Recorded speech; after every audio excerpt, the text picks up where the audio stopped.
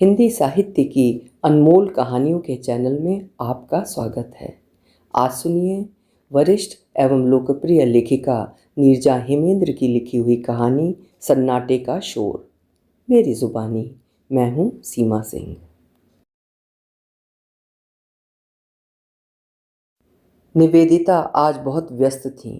सुबह से ही उठकर घर की साफ सफाई और ड्राइंग रूम की साज सज्जा आदि में लगी थीं। यद्यपि मुख्य साफ सफाई जैसे कि झाड़ू पोछा, ड्राइंग रूम के कुशन कवर बदलने आदि का कार्य काम वाली कर रही थी, फिर भी निवेदिता उसके साथ लगी हुई हैं कि सभी चीज़ें ठीक से साफ हो गईं, कहीं किसी चीज़ पर धूल न रह जाए। काम भी तो बहुत सारे करने हैं। निवेदिता के पति जतिन प्रतिदिन की भांति आज भी आराम से सुबह देर से सोकर उठे हैं। नित्य क्रिया से निवृत्त होकर सुबह से 2 प्याले कड़क चाय पी चुके हैं। अभी तक अखबार पढ़ रहे हैं। उनकी दिनचर्या आजकल इसी प्रकार की हो गई है, चिंता रहित, आनंद से भरपूर। जतिन को सेवानिवृत्त हुए 7 माह हो चुके हैं। इस समय वे अपनी सेवानिवृत्ति का भरपूर आनंद ले रहे हैं। कार्यालय के उत्तरदायित्व से मुक्त हो चुके हैं तो घर में ऐसे रहते हैं जैसे कि घर के उत्तरदायित्वों से भी मुक्त हो गए हों। उनका मनमौजी बनकर रहना निवेदिता को अच्छा लगता है, किंतु हास परिहास में वो कह उठती हैं कि सेवानिवृत्ति के बाद तो तुम्हारे बहुत ठाठ हैं। मैं तो जैसी पहले थी वैसी ही अब भी हूँ। निवेदिता की बात सुनकर जतिन मुस्कुरा देते हैं। ड्राइंग रूम में डस्टिंग करने के बाद काम वाली को डाइनिंग रूम की सफाई करने के लिए कहा और स्वयं दूसरे काम में जुट गईं। आज सुबह से ही व्यस्त हो, साथ ही खुश भी। क्या बात है? मुझसे भी कुछ साझा करो अपनी खुशी। काम में व्यस्त निवेदिता का ध्यान अपनी ओर आकृष्ट करने के उद्देश्य से जतिन ने कहा, जैसे आपको कुछ पता ही नहीं कि मैं क्यों व्यस्त हूँ। अरे भाई, आज मेरे बेटे के विवाह की बात व तिथि पक्की होने वाली है। लड़की वाले आने को हैं। निवेदिता ने अपनी बात ऐसे कही जैसे उनके पति इस बात से अनभिज्ञ हों, जबकि जतिन भली भांति जानते थे कि आज लड़की वाले आएंगे, किंतु उन्होंने निवेदिता से ठिठोली करने के लिए बात कही थी। घर की साफ सफाई, झाड़ू पोछा, डस्टिंग आदि का काम पूरा हो गया था। अतिथियों के लिए अच्छे भोजन का भी प्रबंध हो गया। चाय नाश्ते के लिए कुछ चीज़ें घर में बनवाईं तो कुछ बाजार से मंगवा ली गईं। जतिन की बेटी यशस्वी भी आज कॉलेज से शीघ्र आ गई थी। यशस्वी भाई यशवर्धन से छोटी है। इस वर्ष वो B.Com फाइनल ईयर में पढ़ रही है। आज उसके भाई के विवाह की तिथि पक्की होने वाली है। वो भी बहुत खुश है। घर में भाभी के आ जाने से उसे एक हम उम्र साथी जो मिलने वाली है। बस इसी प्रकार के हंसी खुशी के वातावरण में दिन के 3 बज गए। दरवाजे पर अतिथियों ने दस्तक दे दी। अतिथियों में होने वाली बहू के पिता, भाई और 2 अन्य रिश्तेदार सम्मिलित थे। जतिन अतिथियों के साथ ड्राइंग रूम में बैठे थे। यशवर्धन भी आज आधे दिन का अवकाश लेकर घर आ चुका था। निवेदिता ने अतिथियों के लिए चाय नाश्ता ट्रे में लगाकर नौकर के हाथ ड्राइंग रूम में भिजवा दिया। चाय नाश्ता करने के पश्चात सभी आपस में बातें कर रहे थे। बातों से प्रतीत हो रहा था कि विवाह की तिथि व मुहूर्त के बारे में बातें हो रही हैं। अब तिथि का तय होना ही शेष था। पिछले माह यशवर्धन के साथ जतिन व निवेदिता जाकर लड़की पसंद कर आए थे। लड़की सबको पसंद आ गई थी, अतः उसी दिन उसके रोके की रस्म पूरी कराए थे। आज कुछ सलाह मशवरा के पश्चात दोनों पक्षों की सहमति से विवाह की तिथि तय हो गई। 6 माह बाद आने वाली लगन की शुभ तिथि को विवाह तय हो गया। शाम का भोजन कर अतिथि चले गए। निवेदिता विवाह की तैयारियों के बारे में सोच रही थी। 6 माह ही तो हैं, तैयारी बहुत सारी करनी है। ये 6 माह तो यूं ही व्यतीत हो जाएंगे। हो भी गए। 6 माह तैयारियों में ही व्यतीत हो गए। इकलौते बेटे का विवाह खूब धूमधाम से करने की इच्छा थी। निवेदिता ने अपने व बेटी के लिए प्रत्येक अवसर पर पहनने के लिए नए व अलग अलग डिज़ाइन के कपड़े, लहंगे, साड़ियाँ, उनसे मैच करती ज्वेलरी खरीदी। साथ ही बहू के लिए भी सोने के गहने व रंग बिरंगी साड़ियाँ खरीदी। जतिन यशवर्धन के तिलक की भव्य तैयारी तथा बारात ले जाने की व्यवस्था में व्यस्त थे। घर में अत्यंत खुशी का वातावरण था। इन सब में निवेदिता की खुशी सबसे विशेष व अलग थी। घर संभालने में उनका सहयोग करने वाली आ रही थी। इस घर की भावी मालकिन आ रही थी। कई दिनों पूर्व से प्रारंभ होने वाली वैवाहिक रस्में एक एक कर पूरी हो रही थी। आज यशवर्धन की बारात जा रही थी। यशस्वी ने बारात में जाने के लिए विशेष मेकअप कराया है। बारात के साथ जाने के समय वह डांस करने के लिए एक खूबसूरत लहंगा तथा भाभी के घर पर द्वारचार के लिए अलग लहंगा बनवाया है। अब समय पहले वाला नहीं रहा, बदल गया है। पहले बेटे की माँ बारात में नहीं जाती थी, किंतु अब माँ भी बेटे के बारात में जाने लगी हैं। बहू को अपने साथ विदा करा कर लाती हैं। अतः निवेदिता भी बारात के साथ जा रही हैं। खुशी के वातावरण में विवाह संपन्न कराकर निवेदिता बहू को विदा कराकर अपने घर ले आई। विवाह सकुशल संपन्न हो जाने के लिए निवेदिता ने भगवान को धन्यवाद दिया। सभी अतिथियों को मिठाइयाँ व उपहार देकर विदा किया। 4 दिनों तक निवेदिता के घर रहने के पश्चात बहू संध्या पगफेरे की रस्म के लिए अपने मायके विदा हो गई। यशवर्धन भी संध्या के साथ ससुराल गया। 4 दिनों बाद संध्या आ जाएगी। तब तक यशवर्धन भी वहीं बहू के साथ रहेगा। अगले सप्ताह बेटा बहू दोनों हनीमून पर चले जाएंगे। आज यशवर्धन के ब्याह को 15 दिन हो गए हैं। बेटे बहू हनीमून मनाकर वापस आ गए हैं। यशस्वी कॉलेज जाने लगी है। अगले महीने से उसकी परीक्षाएं हैं। जब से घर में विवाह की तैयारियां प्रारंभ हुई हैं, तब से उसने ठीक से पढ़ाई नहीं की है। वो बताती है कि उसे बहुत पढ़ना है, समय कम है। यशवर्धन भी अब नियमित रूप से ऑफिस जाने लगा है। घर में काम के लिए 2-2 काम वाली आती हैं। फिर भी सबकी पसंद की सब्जी, दाल या विशेष प्रकार का कोई व्यंजन बनाना हो तो निवेदिता को ही बनाना होता है। शेष अन्य काम, झाड़ू पोछा, डस्टिंग, बर्तन, सब्जियां काटना, धोना, आटा गूंथना आदि काम वो काम वालियों से कराती हैं। भोजन बनाने में मदद के लिए निवेदिता कभी कभी बहू को आवाज़ लगा देती है। बहू आती है और निवेदिता के बताए हुए काम को करके वापस अपने कमरे में चली जाती है। यदि एक आध छोटे मोटे काम वो बताना भूल जाती हैं तो बहू के जाने के बाद याद आता है तो बहू को दोबारा नहीं बुलाती, स्वयं कर लेती हैं। शनैः शनैः यशवर्धन के विवाह को 2 माह हो गए हैं। बहू जाने से पहले पूछ लिया करो कि कोई अन्य काम तो नहीं है। कोई कोई काम मैं बताना भूल जाती हूँ। एक दिन रसोई में काम करके बहू जाने लगी तो निवेदिता ने मुस्कुराते हुए कहा। कुछ क्षण ठिठक कर बहू उनकी बात सुनती रही, तत्पश्चात चली गई। अगले दिन रसोई में शाम के भोजन की तैयारी निवेदिता कर रही थीं। सहयोग करने के लिए उन्होंने बहू को बुलाया। बहू आई, निवेदिता द्वारा बताया हुआ काम किया और चली गई। यद्यपि कोई काम शेष नहीं था, फिर भी निवेदिता सोच रही थी कि आज दिन में ही तो बहू को कहा था कि जाने से पहले पूछ लिया करे कि कोई काम शेष तो नहीं है, किंतु बहू ने औपचारिकता वश भी नहीं पूछा। कोई बात नहीं, बच्चे ही हैं, हो सकता है बहू भूल गई हो, जैसे मेरी बेटी यशस्वी बहुत सारी बातें भूल जाती है।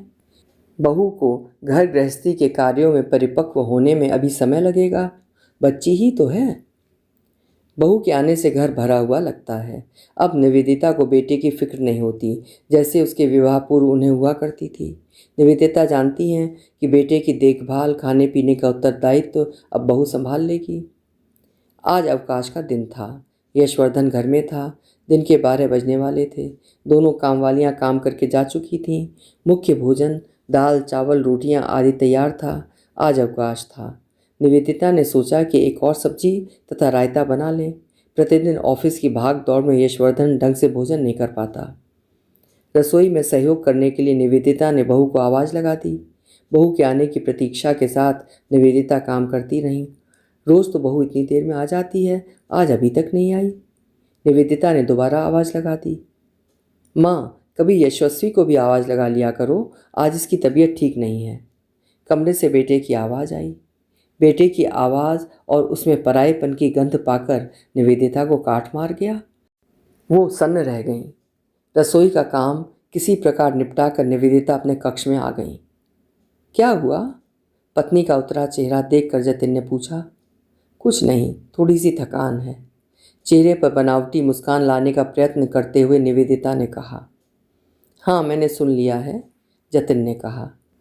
क्या करें, यशस्वी ने अपने अगले एडमिशन और जॉब के लिए कुछ फॉर्म डाल रखे हैं, उसकी तैयारी में लगी रहती है। फिर भी जब अवसर मिलता है अपने आप कुछ काम कर देती है। बात काम की नहीं है, अपना घर समझने की है। कोई बात नहीं, शेष काम के लिए एक और नौकर रख लूँगी, निवेदिता ने कहा। निवेदिता की बात सुनकर जतिन कुछ नहीं बोले। चलिए कोई बात नहीं, कुछ दिनों की बात है। यशस्वी आजकल अपने एडमिशन आदि का पता करने कॉलेज चली जाती है। कुछ दिनों बाद वो घर पर रहेगी। उसे ही अपने साथ रसोई में सहयोग के लिए बुला लूँगी। निवेदिता ने जतिन के चेहरे पर आई चिंता को देखकर कहा। निवेदिता की बात सुनकर जतिन कुछ भी नहीं कह पा रहे थे। आखिर वो कहें भी तो क्या कहें। ऐसे तो काम कुछ अधिक नहीं है। मेरी उम्र हो गई है, थकने लगती हूँ, इसीलिए बहू को आवाज़ लगा देती हूँ, कहकर निवेदिता फीकी हंसी हंस पड़ी। चलो कोई बात नहीं, आज बहू अस्वस्थ है, ये सब घर परिवार में चलता रहता है। जतिन का उदास चेहरा देखकर निवेदिता ने उन्हें पुनः समझाने का प्रयत्न करते हुए कहा। हाँ ठीक है, जतिन बोले। अगले दिन से निवेदिता बहू को आवाज़ देकर रसोई में बुलाते हुए झिझकने लगी थी। बहू भी जब इच्छा होती तब आती, जब इच्छा होती नहीं आती। जो काम करने का मन होता करती, निवेदिता से नहीं बोलती। निवेदिता ही उससे बोल लिया करती। बहू हाँ हूँ में उत्तर देती। यशस्वी के पेपर हो रहे थे। जब भी समय मिलता वो रसोई में आकर माँ के साथ हाथ बटाकर चली जाती। उसके एंट्रेंस टेस्ट हो रहे थे। ऐसे समय निवेदिता उसकी पढ़ाई का नुकसान करवाना उचित नहीं समझती। यशस्वी के पेपर खत्म ही होने वाले थे। वे प्रतीक्षा कर रही थीं कि कब उसका पेपर खत्म हो और वे उसे अपने साथ रसोई में सहायता करने के लिए बुला सकें। 2-3 दिन ही व्यतीत हुए कि एक दिन बेटे के कमरे से बहू बेटे के तीव्र स्वर में बातें करने की आवाज़ें आने लगी थीं। निवेदिता रसोई में थी। पहले तो उन्होंने समझा कि आज अवकाश का दिन है, बेटा बहू आपस में बातें कर रहे थे, किंतु इतनी ऊंची आवाज़ में बातें कभी नहीं हुई। निवेदिता रसोई से बाहर निकल आई तो स्पष्ट हुआ कि ये सामान्य आवाज़ें नहीं हैं। तुम्हारी बहन दिन भर अपने कमरे में बैठी रहती है, वो रसोई में तुम्हारी माँ के साथ काम नहीं करवा सकती। बहू के स्वर और तेवर सुनकर निवेदिता जड़ हो गई। तुम्हें पता नहीं उसके पेपर चल रहे हैं? बेटे की आवाज़ थी। पेपर चल रहे हैं तो क्या घर के काम नहीं करेगी? कहीं की महारानी है? तुम्हारी बहन बैठी रहेगी और मैं काम करूंगी? बहू की आवाज़ अत्यंत कर्कश थी। निवेदिता सहम गई। परिवार के लोगों के प्रति बहू के मन में इतनी घृणा भरी है। जब देखो तब तुम्हारी माँ काम करने के लिए मुझे आवाज़ लगाती है, अपनी लड़की को नहीं बुलाती। बहू के शब्द सुनकर निवेदिता का शरीर कांपने लगा। उन्हें ऐसा महसूस हुआ जैसे अब गिरी तब गिरी। तुम्हें समझ में क्यों नहीं आ रहा है कि उसके पेपर चल रहे हैं? पेपर खत्म होते ही वो माँ के साथ हाथ बटाएगी। वैसे भी जब समय मिलता है वो माँ के साथ काम करवाती है। यशवर्धन ने बहू को समझाते हुए कहा। तुम अपनी माँ बहन को सही ठहरा रहे हो, मुझे गलत? बहू ने लगभग चिल्लाते हुए कहा। मैं तुम्हें गलत नहीं कह रहा हूँ। 2-2 काम वालियाँ आती हैं, उनसे बोलकर शेष काम करा लिया करो। माँ की उम्र हो गई है, कितना करेंगी? बेटे की आवाज़ नर्म हो गई थी। हाँ हाँ, तुम तो मुझसे ही कहोगे, काम वाली से काम तुम्हारी माँ करा लिया करे। बहू के स्वर वैसे ही थे, तीखे। ओहो, इतनी घृणा क्यों? निवेदिता को कुछ समझ में नहीं आ रहा था। भारी कदमों से वो अपने कक्ष में चली गईं। कक्ष में जाते ही उन्होंने पति की ओर देखा। जतिन अत्यंत उदास और बुझा चेहरा लिए चुपचाप बैठे थे। निवेदिता समझ गई कि उनके पति ने सब कुछ सुन लिया है। डाइनिंग रूम से लगा हुआ है बेटे का कमरा। डाइनिंग रूम से सटे हुए निवेदिता के कमरे में बेटे के कमरे से तेज स्वर में बोलने की आवाज़ें स्पष्ट सुनाई देती हैं। बहू इतना चिल्लाकर बोल रही थी, वो सब कुछ इन्होंने अवश्य सुना होगा। कमरे में जाकर निवेदिता चुपचाप बैठ गई। जतिन ने निवेदिता की ओर देखा तो बस निवेदिता का धैर्य जवाब दे गया। वे दोनों हाथों से चेहरे को ढक कर फपक कर रो पड़ी। क्यों रो रही हो? बच्चे हैं, नासमझी में कुछ कह गए हैं उसका बुरा नहीं मानते। समय के साथ साथ धीरे धीरे समझ जाएंगे, जतिन ने ढाढ़स बंधाते हुए निवेदिता से कहा। निवेदिता चुप हो गई, किंतु उनके मन में एक प्रश्न उठ रहा था कि बहू के मन में इतनी कड़वाहट क्यों है। जब से उन्हें ऐसा महसूस हुआ कि बहू उनके साथ रसोई में आना नहीं चाहती तो उन्होंने कभी उसे आवाज़ भी नहीं लगाई। स्वेच्छा से आती है, इच्छा नहीं होती तो नहीं आती। निवेदिता को बुरा भी नहीं लगता। घर में काम ही कितना है, 2-2 काम वाली लगी हैं। कुछ काम निवेदिता स्वयं करती हैं। अपने साथ सहयोग के लिए तो यशस्वी को बुला लिया करती हैं। आजकल उसके पेपर हो रहे हैं तो ये अपेक्षा बहू से कर बैठी। दिन इसी प्रकार व्यतीत हो रहे थे। बेटे बहू के कमरे से बहुधा इसी प्रकार लड़ने झगड़ने वाद विवाद करने की आवाज़ें आती रहती। निवेदिता बेटे को समझाती कि तुम ही चुप हो जाया करो, बहू तेज़ बोलती है तो उसका स्वभाव समझकर चुप हो जाया करो। कुछ दिनों पश्चात बहू माँ से मिलने मायके गई तो उसने यशवर्धन को फ़ोन करके बता दिया कि वो कुछ और दिन माँ के घर रुकेगी। ये बात यशवर्धन ने बताई तो निवेदिता ने बेटे को समझा दिया कि बहू की इच्छा है तो कुछ दिन और माँ के पास रहने दो। जब उसकी इच्छा आने की होगी फ़ोन करेगी तो तुम लेने चले जाना। दिन पर दिन व्यतीत होते जा रहे थे। बहू को मायके गए लगभग 1 महीना होने को थे। अब निवेदिता के माथे पर चिंता की लकीरें उभर आईं। यशवर्धन चुपचाप तैयार होकर ऑफिस जाता, शाम को घर आकर चाय आदि पीने के पश्चात अपने कमरे में ही रहता, बहू के आने के बारे में कोई बात नहीं करता। बेटा, बहू से बात हुई? कब बुलाया है तुम्हें? एक दिन यशवर्धन ऑफिस के लिए निकल रहा था कि निवेदिता ने उससे पूछा। हाँ, बात हुई, अब वो यहाँ नहीं आएगी। एक क्षण माँ की ओर देखने के पश्चात ऑफिस के लिए निकल गया। वो अपने चेहरे के भावों को माँ से छुपाना चाहता था, किंतु निवेदिता ने देख लिया था कि कहते कहते बेटे के स्वर भर्रा गए थे और नेत्र डबडबाने वाले ही थे। आखिर ऐसा क्या हुआ कि बहू आना नहीं चाहती? उन्होंने तो बहू को रसोई में बुलाना ही छोड़ दिया था। आवश्यकता पड़ने पर यशस्वी को ही आवाज़ लगा लेती थी। उसके पेपर भी खत्म हो गए थे। निवेदिता चिंतित हो रही थी। ये बात उन्होंने जतिन को बताई। बहू का निर्णय सुनकर वो भी आश्चर्यचकित थे। आखिर बात क्या हुई? उनके घर में बहू के सुख आराम की कोई कमी नहीं थी, फिर क्या हुआ? सुनो, तुम बहू को फ़ोन कर आने के लिए कह दो, यशवर्धन उसे लेने चला जाएगा। बहुत सोचने के बाद जतिन ने पत्नी से कहा। पति के कहने पर निवेदिता ने बहू को फ़ोन किया। कौन कौन बोल रहा है? बहू की कड़क आवाज़ थी। निवेदिता जानती थी कि बहू के फ़ोन में उनका नंबर यशवर्धन की मम्मी के नाम से है, फिर भी बहू क्यों नहीं जान पा रही है? हमें भूल गई है क्या? मैं बोल रही हूँ, यशवर्धन की मम्मी, निवेदिता ने कहा। हाँ, जानती हूँ, क्यों फ़ोन किया? बहू के स्वर में बेरुखी थी। बेटा, कब आओगी? मैं यशवर्धन को कब भेज दूँ? निवेदिता ने अत्यंत नम्र स्वर में कहा। कौन आएगा? आएगी मेरी जूती। अब कोर्ट में मिलूंगी, तुम सब वहीं आना।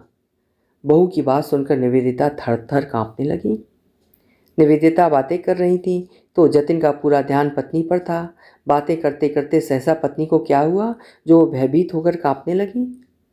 बहू बहू, हुआ क्या? क्यों नाराज़ हो? बताओ तो। नाराज़ नहीं होते बेटा, ये तुम्हारा ही घर है, कपकपाते स्वर में निवेदिता ने कहा। हेलो हेलो बेटा, बोल नहीं रही हो? कुछ तो बताओ। Hello hello. निवेदिता बोलती रही, उधर से कोई आवाज़ नहीं आ रही थी। कदाचित फ़ोन कट गया था। क्या हुआ? क्यों परेशान हो? कुछ बोलोगी? सब ठीक तो है? जतिन ने एक साथ कई प्रश्न पत्नी से पूछ डाले। पत्नी थी कि मूर्तिवत हाथों में फ़ोन पकड़े हुए कमरे की दीवार पर दृष्टि गड़ाए देख रही थी। क्या हुआ? लाओ फ़ोन मुझे दो, कहते हुए जतिन ने निवेदिता के कांपते हाथों से फ़ोन पकड़ लिया। उन्होंने देखा फ़ोन कट चुका था। ऐसा क्या हुआ जो पत्ते की तरह कांप रही हो? बहू तो ठीक है? जतिन ने पत्नी से पुनः पूछा। बहू नहीं आएगी, निवेदिता ने स्वयं को संयत करते हुए अत्यंत थके स्वर में कहा। क्यों? जतिन ने पूछा। न जाने क्यों, मुझे नहीं मालूम, कहते हुए निवेदिता ने दोनों हाथों को आसमान की ओर उठा दिया। प्रतिदिन की भांति शाम को यशवर्धन कार्यालय से आया। हाथ मुंह धोने के पश्चात चाय पीकर अपने कमरे में चला गया। निवेदिता ने अब ध्यान दिया कि कई दिनों से यशवर्धन कार्यालय से लौटता था तो उदास रहता था। उसे ये सब बातें पहले से पता थीं। माता पिता को तकलीफ ना हो इसलिए कभी बताया नहीं। बेटा भले ही कुछ ना बता रहा था, उसके चेहरे की उदासी सब कुछ स्पष्ट कर रही थी।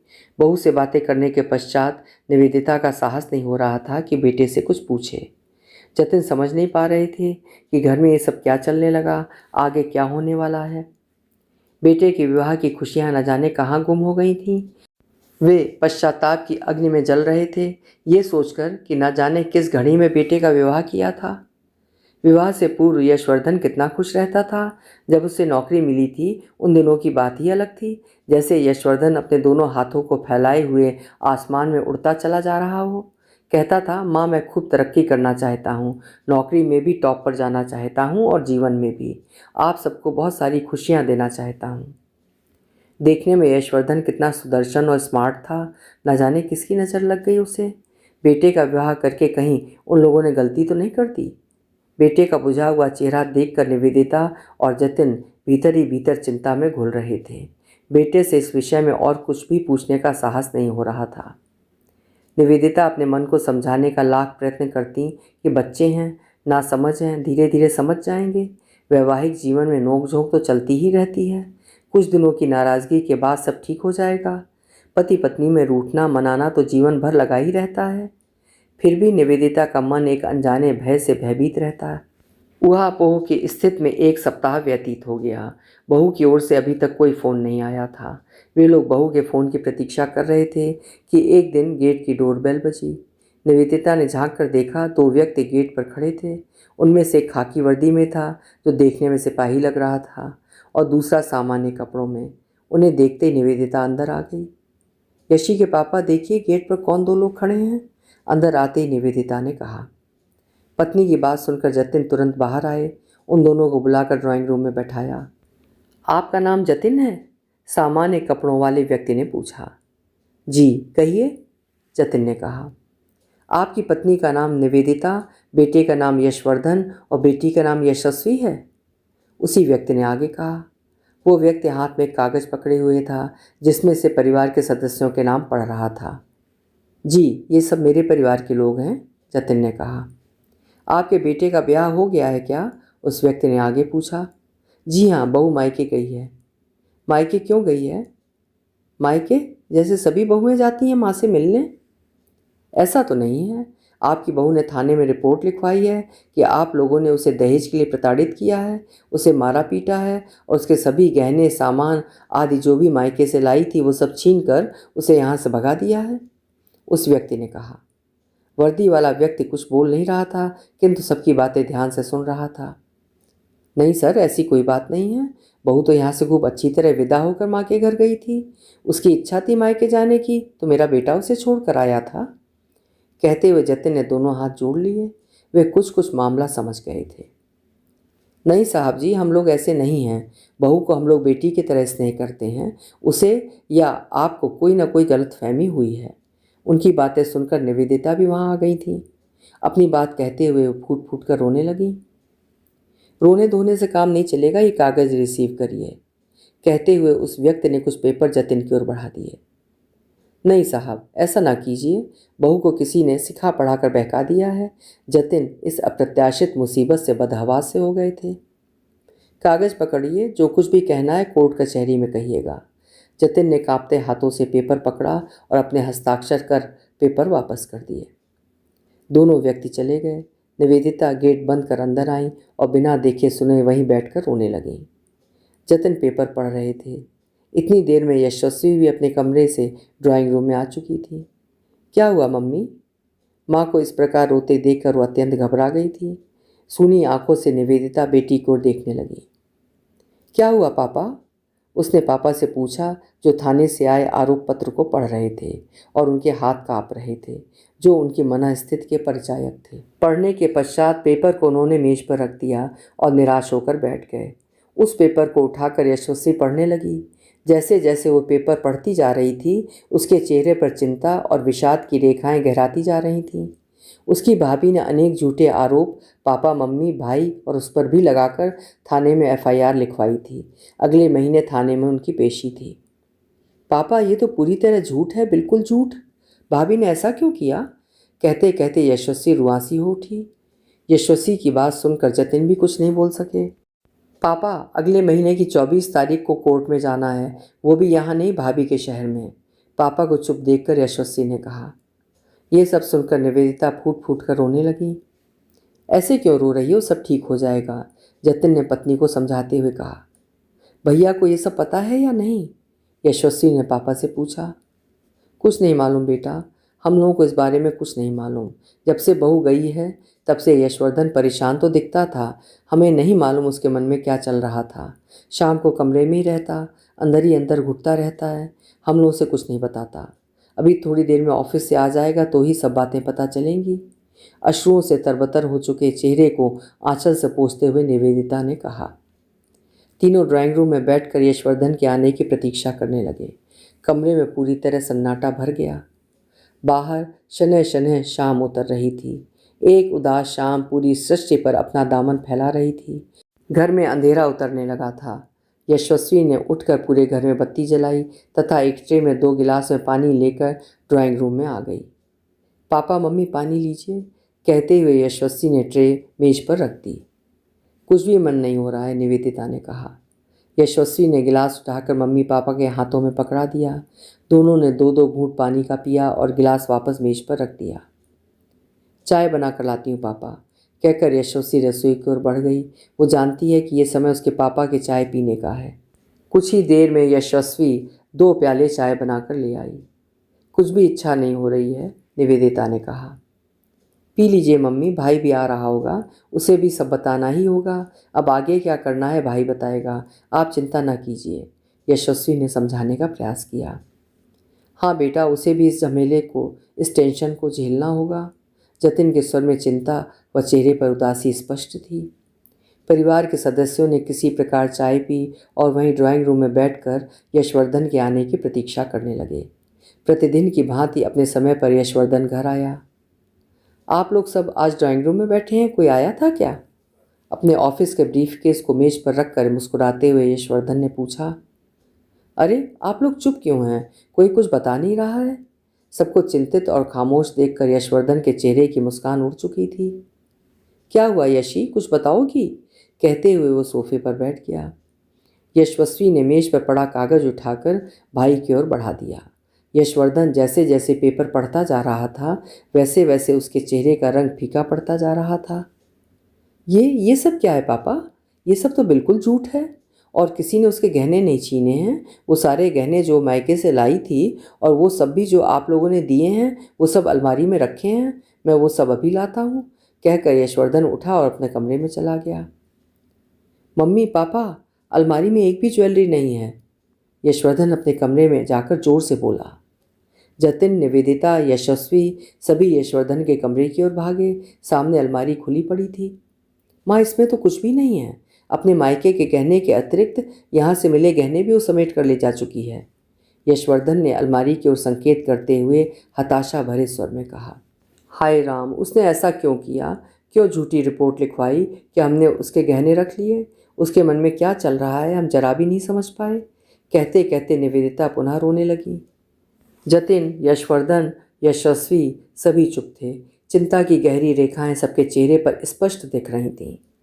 सुनिए, बहू के पिता से बात कीजिए, कहिए कि बहू ने ऐसा कागज़ भिजवाया है, जबकि घर में झगड़ा वगड़ा कुछ नहीं हुआ था।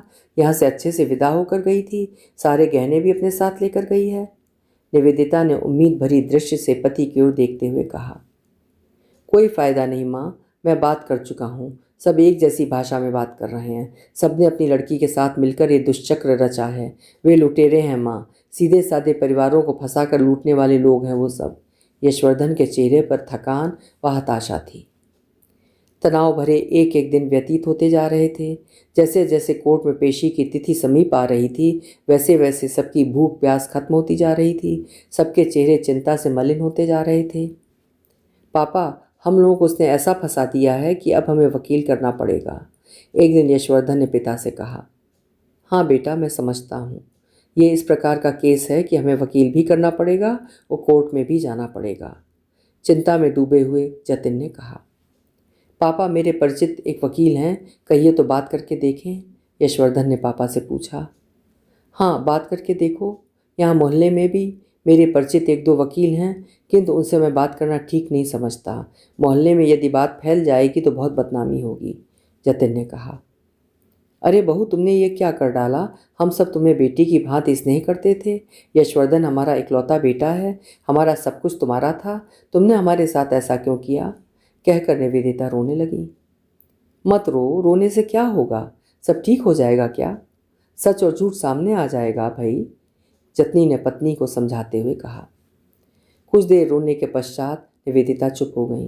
जतिन सोच रहे थे कि पत्नी को तो उन्होंने समझा दिया कि सब ठीक हो जाएगा, किंतु आज का यथार्थ ये है कि कानून स्त्रियों के अधिकारों को संरक्षण देने के लिए प्राथमिकता दे रहा है। उनकी शिकायतों पर अति शीघ्र सुनवाई होती है, फैसला भी अधिकांशतः स्त्रियों के पक्ष में ही जाता है।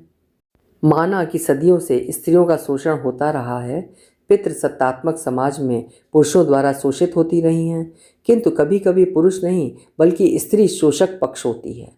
ऐसे में कानून को पुरुषों के प्रति भी संवेदनशील होकर सोचना चाहिए। काश कि ऐसा हो पाए। यशवर्धन बहुत अच्छा, योग्य, दुनिया के छल द्वंद्व से दूर रहने वाला सीधा साधा लड़का है। विद्यार्थी जीवन में भी पढ़ाई के अतिरिक्त किसी अन्य अनर्गल चीज़ों में उसका ध्यान नहीं था। उसके सीधेपन का ही फायदा बहू ने उठाया है।